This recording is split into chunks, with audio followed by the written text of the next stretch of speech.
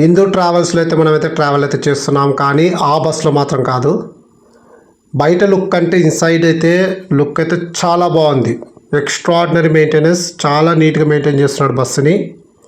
దోష హౌస్, ఈ హోటల్ ఎక్కడ ఫేమస్సో కింద కామెంట్ సెక్షన్లో తెలియజేయగలరు.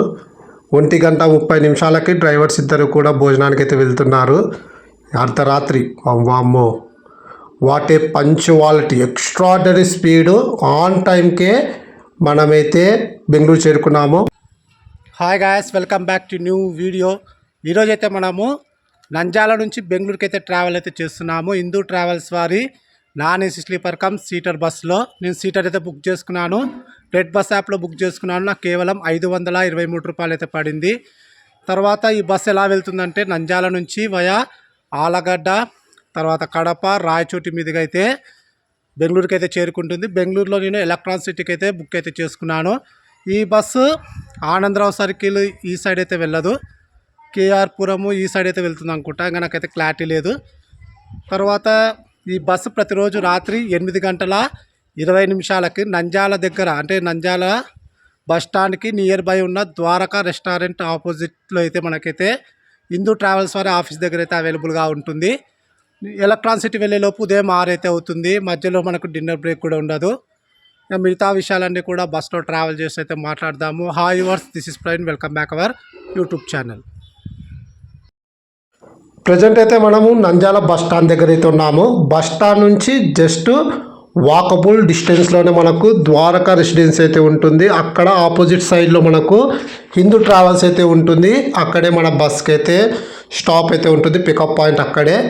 ఓకే, బస్ స్టాండ్ నుంచి అయితే నడుచుకుంటూ అయితే వెళ్దాము. ఒకవేళ మీరు కర్నూలు నుంచి నంద్యాలకు వచ్చి బస్సు ఎక్కాలనుకుంటే సంజీవయ్య నగర్ గేట్ అని ఉంటుంది, ఆడ సర్కిల్, అక్కడ దిగితే సరిపోతుంది. లేదా ఆటోలో వచ్చే వాళ్ళైనా సరే బస్ స్టాండ్ రావాల్సిన అవసరం లేదు. మీరు డైరెక్ట్గా సంజీవయ్య నగర్ సర్కిల్ దగ్గర దిగితే సరిపోతుంది. ఓకే, ఇప్పుడు వచ్చింది ఎదురైన బస్సు 8 గంటలకు వెళ్ళే బస్సు. మనది 8:20 అయితే బయలుదేరుతుంది. ఇక్కడ ఏది రాజధాని రెస్టారెంట్ అండ్ బార్ అయితే ఉంది. ద్వారకా రెసిడెన్సీ ఉంది చూడండి, లాడ్జ్, దానికి ఆపోజిట్ సైడ్లోనే మనకు హిందూ ట్రావెల్స్ వారి ఆఫీస్ అయితే ఉంటుంది.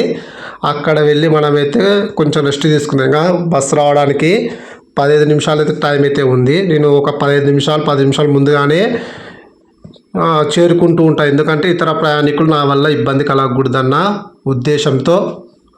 మన బస్సు అయితే 8:15 అయితే ఆఫీస్ దగ్గర అయితే తెచ్చిపెట్టినాడు. ఓకే, ఓల్డ్ బస్సే, న్యూ బస్ అయితే నాకు అనిపించడం లేదు. ఓకే, బాగానే ఉంది ఓవరాల్గా. మళ్ళీ ఇన్సైడ్ లుక్ ఎలా ఉందో ఒకసారి చూద్దాము. గురు శ్వేత అంటే మనకి ఇక్కడ 2 ఆప్షన్స్ ఉంటాయి. అంటే ఒక సైడ్, అంటే కింద అంతా సీటర్, ఒక 2 సైడ్స్ ఉంటాయి, సింగిల్ సైడ్ ఉంటుంది. అలాగే పైన అప్పర్ బెడ్స్ అయితే ఉంటాయి. నాకు కేవలం 523 రూపాయలు అయితే పడింది. నా సీట్ ఇదే, అక్కడ మీకు చూపిస్తున్నా చూడండి. ఏమంటే ఛార్జింగ్ పాయింట్స్ అయితే వర్క్ చేయడం లేదు. నాన్ ఏసీ బస్సుల్లో మనకి ఇది ఒక డిసడ్వాంటేజ్. ఎందుకంటే కొన్ని బస్సులో పని చేయొచ్చు, కొన్ని బస్సులో పని చేయకపోవచ్చు. కానీ మెయింటెనెన్స్ అయితే చాలా బాగా చేస్తున్నాడు. బెడ్స్ అయితే చాలా బాగున్నాయి. 8:20 వచ్చిన బస్సు, అంటే 8:15 వచ్చింది, 8:30 అయితే స్టార్ట్ అయితే అయ్యింది. ఒక ప్యాసింజర్ లేట్ అయితే అయినాడు, అంటే అతను కన్ఫ్యూజ్ అయినాడు. బస్ స్టాండ్ దగ్గర ఉండిపోవడం వల్ల కొంచెం మిస్లీడ్ అయితే అయినాడు. Okay, no problem. ఇక్కడ నుంచి బస్సు ఎలా వెళ్తుందంటే వయా ఆలగడ్డ, చాగలమర్రి, అలాగే ప్రొద్దుటూరు, కడప, రాయచోటి, మదనపల్లె మీదుగా బెంగళూరుకి అయితే చేరుకుంటుంది. బస్సు అయితే స్టార్ట్ అయితే అయింది. స్పీడు చూద్దాం మరి ఎలా కొడతాడు.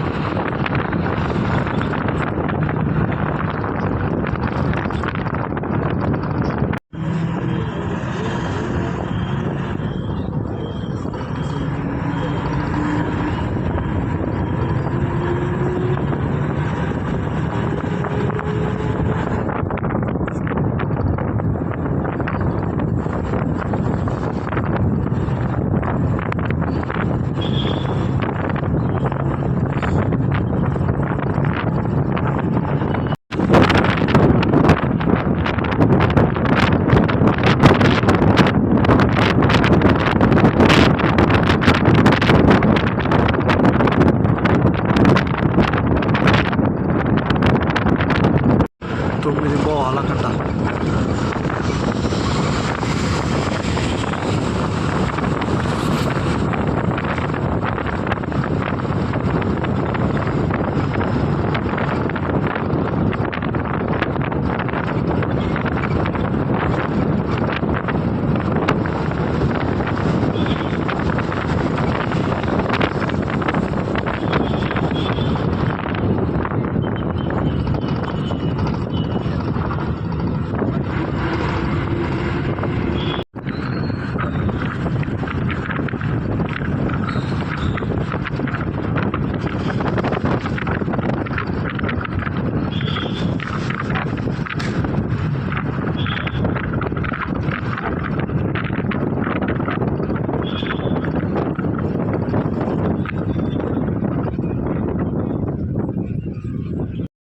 వన్ అవర్ జర్నీ తర్వాత మనమైతే ఆలగడ్డకి అయితే చేరుకున్నాము. ఇక్కడ ఒక ఇద్దరు ప్యాసింజర్లు అయితే ఉన్నారు.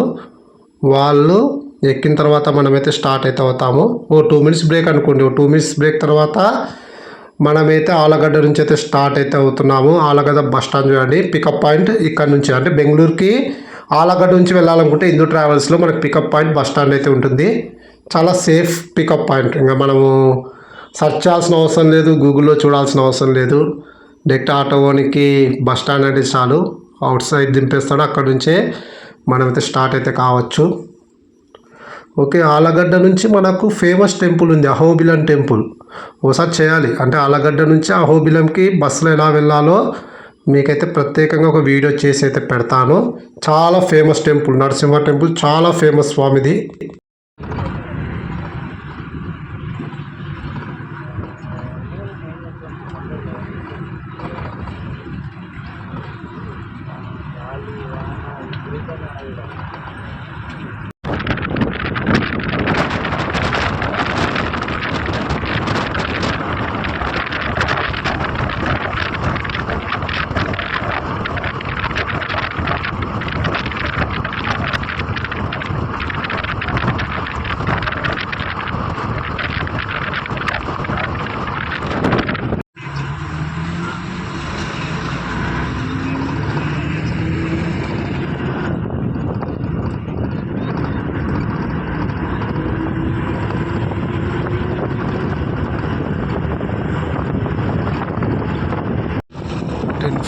ప్రొద్దుటూరు.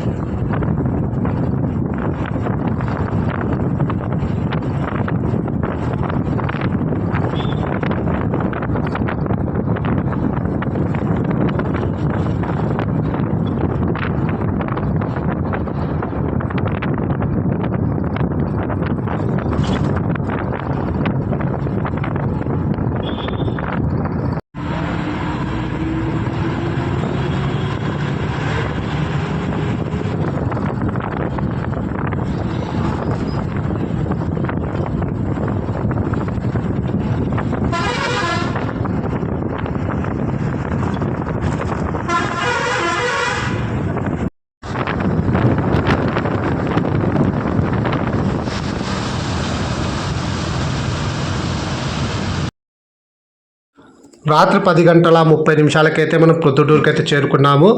మెజారిటీ ఆఫ్ మెంబర్స్ అందరూ కూడా ప్రొద్దుటూరు నుంచి అయితే బుక్ అయితే చేసుకున్నారు. ఒక 2 మినిట్స్ బ్రేక్ తర్వాత మన బస్ అయితే ప్రొద్దుటూరు నుంచి అయితే స్టార్ట్ అయితే అయింది. టైం చాలా ఎక్కువైంది కదా, మేబీ కడప వరకు షూట్ చేస్తా. తర్వాత డైరెక్ట్ నాకు తెలిసి ఇంకా రాయచోటి లేదా ఎక్కడన్నా మనకు వాష్రూమ్ బ్రేక్ ఇస్తే అక్కడ చూపించడానికి ట్రై చేస్తా, లేదంటే డైరెక్ట్ బెంగళూరు ఎలక్ట్రానిక్ సిటీ అయితే వెళ్దాము. ఇక్కడ నుంచి నాకు తెలిసి ప్రొద్దుటూరు నుంచి కడపకు ఒక 50 మినిట్స్ ఆర్ 40 మినిట్స్ జర్నీ అనుకుంటా. నేను లాస్ట్ టైం అంటే నేను కర్నూలు నుంచి తిరుపతికి ఎక్స్ప్రెస్ బస్సులో వెళ్ళేవాడిని కొన్నిసార్లు. అది వయా బనగనపల్లి, కోవెలకుంట్ల, తర్వాత జమ్మలమడుగు, ప్రొద్దుటూరు, తర్వాత కడప, తర్వాత రాయచోటి మీదుగా అయితే తిరుపతికి అయితే వెళ్ళేది. ఓకే, ప్రొద్దుటూరు బస్ స్టాండ్ చూడండి. లాస్ట్ టైం మనము కర్నూలు నుంచి కాదు, మంత్రాలయం నుంచి ప్రొద్దుటూరుకి అయితే బస్ జర్నీ వ్లాగ్ అయితే చేసినాము. ఒకవేళ ఆ బస్ జర్నీ వ్లాగ్ కావాలంటే మన ఛానల్ ఉంటుంది, ఒకసారి చెక్ చేసుకోండి. లేదా Mantralayam to Proddatur bus journey అని టైప్ చేసినా మన వీడియో అయితే వస్తుంది. ఇంకా ఎవరు చేయలేదు యూట్యూబ్లో మనం తప్ప. చీకటి అయింది కదా, మొత్తం కూడా క్లోజ్ అయిపోయింది. అంటే మొత్తం కూడా ఇంకా షాపులు గీపులు అన్నీ కూడా బంద్ అయిపోయినాయి.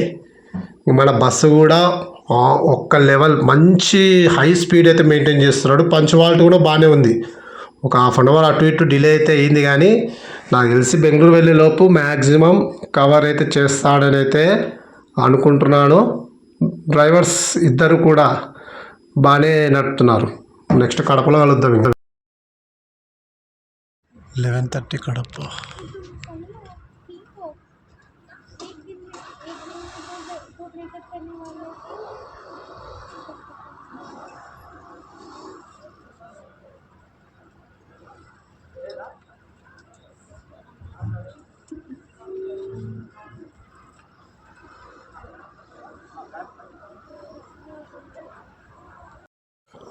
రాత్రి 11:50 మనము కడప నుంచి కూడా స్టార్ట్ అయితే అవుతున్నాము. 7 రోడ్ సర్కిల్ నుంచి.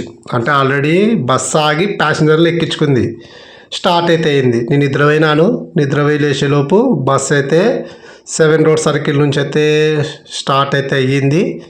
ఇంకా ఇక్కడ నుంచి నెక్స్ట్ రాయచోటి నుంచి మదనపల్లె తర్వాత బెంగళూరు. మధ్యలో ఇక్కడ గుర్రంకొండ దగ్గర అంట ఇండియన్ రెస్టారెంట్ లేదా ఇండియన్ హోటల్ అంట అదేదో, అక్కడ మనకు వాష్రూమ్ బ్రేక్ అయితే ఉంటుందని చెప్పినారు.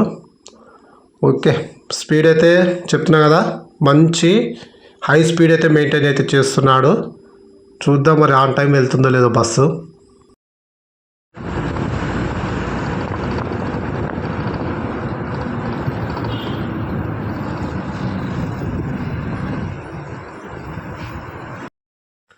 ఓకే, వాష్రూమ్ బ్రేక్ అనుకున్నా కానీ ఒక పావు గంట 20 నిమిషాలు బస్సు అయితే ఆపుతాము. ఎవరైనా ఫుడ్ తినేవాళ్ళు ఉంటే తినేయండి, ఎందుకంటే ఇక్కడ ఒక 20 మినిట్స్ మేము కూడా భోంచేస్తామని డ్రైవర్లు అయితే చెప్పడం అయితే జరిగింది. నాకైతే షాక్ అయింది. అర్ధరాత్రి 1:30 భోజనాలు అంటే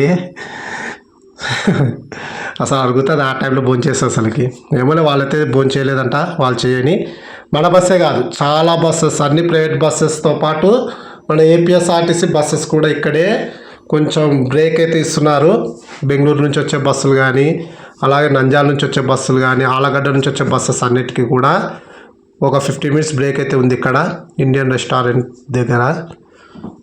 ఓకే, ఒక 20 నిమిషాలు వేస్ట్ అయితే అయ్యింది. కానీ ఈ ప్రైవేట్ ట్రావెల్స్లో ట్రావెల్ చేసిన ప్రతి డ్రైవర్ కూడా భోజనం అయితే చేసినాడు, బాగానే ఉంది. నేను కూడా భోజనం చేసినాను. టేస్ట్ ఎలా ఉంటుందో చెప్పడానికే నేనైతే ఫుడ్ అయితే తిన్నాను. కుష్కా 60 రూపాయలు అయితే పడింది, బాగుంది. దాంట్లోకి కాంబినేషన్గా మనకు టమాటా చట్నీ, అదే గ్రేవీ లాగా చేసినాడు టమాటా, అది చాలా బాగుంది. అది కూడా తర్వాత ఒక ఆమ్లెట్ తీసుకున్నాను, 30 రూపీస్ అయితే పడింది. చాలా బాగుంది, టేస్ట్ అయితే చాలా బాగుంది. నేను చెప్తున్నా కదా, ఫుడ్ తిని ఖచ్చితంగా రివ్యూ అయితే ఇస్తాను అని ప్రతి రెస్టారెంట్ దగ్గర. లాస్ట్ టైం హైదరాబాద్ నుంచి ట్రావెల్ చేసినప్పుడు వరస్ట్ అనిపించింది. కర్నూలు నుంచి హైదరాబాద్ వెళ్ళేటప్పుడు కొత్తకోట దగ్గర. ఓకే, ఇంకా మదనపల్లె రీచ్ అయితే అయినాము. మదనపల్లెను రాయచోటిను, ఇది కాదు మదనపల్లెనే. రాయచోటి మనం షూట్ చేయలేదు, నిద్రపోయినాం బాగా. ఓకే, ఇంకా ఇక్కడ నుంచి ఒక 2.5 గంటలు ఉంటుందేమో Bengaluru. Okay, good night, morning కలుద్దాం ఇంకా.